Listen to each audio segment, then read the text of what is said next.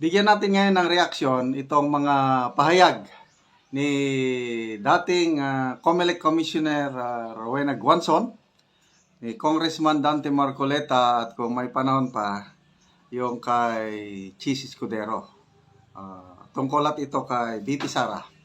Kay Rowena Guanzon, yung naging COA Commissioner pala ito. At meron siyang experience tungkol sa clearing ng confidential funds. Pakinggan natin siya. Representatives, dati kandara pa sila. Kay VP Sara ng no questions asked, confidential funds. Ngayon, binawi nyo. Siyempre magagalit si Digong sa inyo. Di ba? Uwak-bawi pala kayo eh. Wala rin resibo. I was mayor also before Ang naging COA commissioner pa ako. Alam niyo ba liquidation ng Intel fund na yan? Ipapasok lang sa sealed envelope.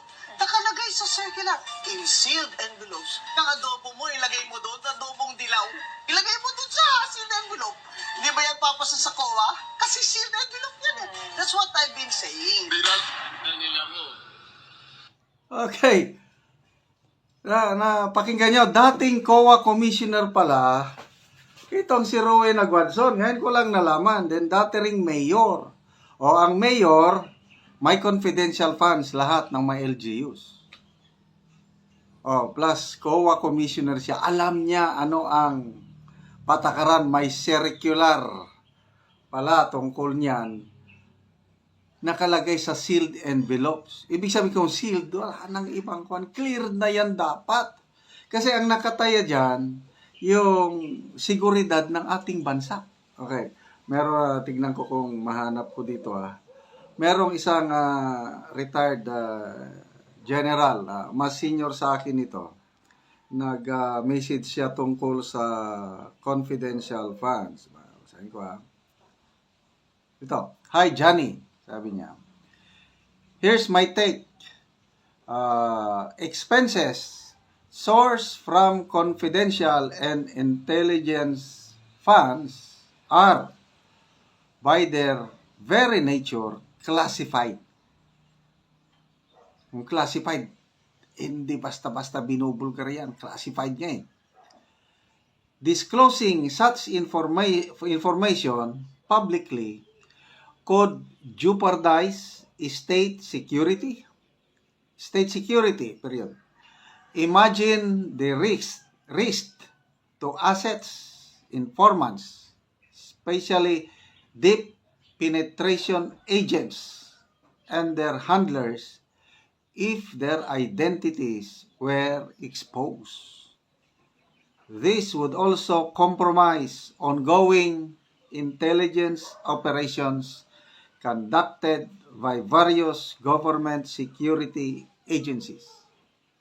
To my knowledge, only the head of the Commission on Audit has the authority to review sealed financial records, ensuring their confidentiality while maintaining oversight.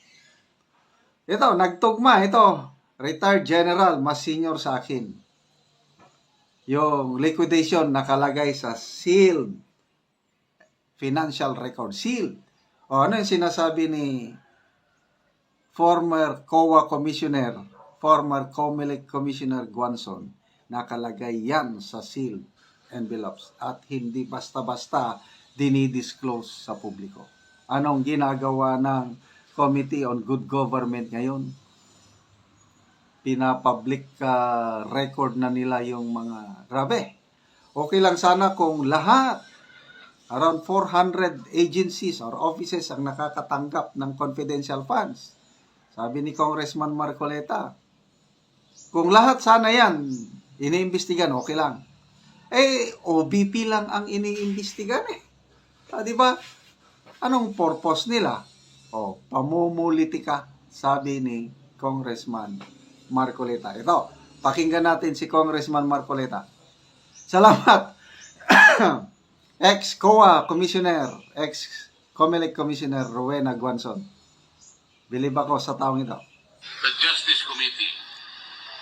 Kasi i-impeach nila yung Vice President. Para hindi na ako siguro makasali, tinanggal nila ako sa Justice Committee. Ang sabi ko sa kanila, yun ang akala nyo. Hmm. Subok-subukan ninyo na impeach ang Vice President. I will suggest to her that she should engage me as her defense counsel. Paano mo didiskartehan yan? May babala. Subok-subukan ninyo. Di ba? Warning na yan. Huwag nyo akong subukan. Kasi, nakikita ng lahat na si VP Sara magiging sunod na presidente. Sabi nga ni Attorney Panelo, ang main purpose nitong impeachment is to disqualify VP Sara from running for president. Even si Attorney Raul Lambino, may statement na rin siya tungkol niyan. Pag magtagumpay na makonvict sa impeachment court si VP Sara, hindi na siya makakatakbo sa 2028. But, paano kung makalusot si VP Sara? Yan na. Napanood ko kanina, ang ganda yung interview ni Christian Isguera kay Congressman Barbers. Hindi ba kayo natatakot na baka makalusot si Sara Duterte magpresidente sa 2028? Re-arrest bakan kayo? Oh, napaka-honest naman ang sagot ni Congressman Barbers. That's reality, sabi niya. Posible yan. Kaya dapat boboto kami according to our principles. Ayun, tama. Principle. So ano ngayon? Ano kaya ang boto ng mga congressman ngayon? Yung kailangan lang ng 103 congressmen na pipirma sa resolution. Sino kaya ang boboto na iakyat ang ano? Okay? So mag-isip-isip kayo. Nandyan ang Iglesia ni Cristo. Binabantayan kayo ng Iglesia ni Cristo. Ang endorsement ng Iglesia. Ito, pakinggan naman natin si Senator Chis Escudero. Ayan. Sara, narinig mo si Marcoleta? Ha? Ulitin natin ang magaling ding magaling ding abogado to, pero wala nga lang kaso. Ito, pakinggan natin. Sir, yung Iglesia ni Cristo, magsasagawa daw ng malakihang rally para harangin ng impeachment case against VP Sara. In support daw ito, sundagin panawagan ng Pangulo. Anong... Ewan ko kung pareho yung napanood mo sa napanood ko, pero ang sabi ng Iglesia ni Cristo, susuportahan nila ang posisyon ng Pangulo na hindi siya sang-ayon sa impeachment. So, susuportahan nila ang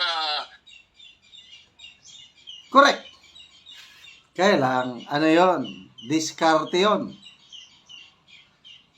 Ano lang, napakagaling nitong iglesia. Para hindi naman sila magmukhang anti-government. Tingin ko, ganon ang wording. We support the opinion of the president na huwag ituloy. Kailang kitang-kita naman. Di ba nagsasalita na si Congressman Marcoleta? Kung makikita nyo, sa Net25, ang pinaka prominent nga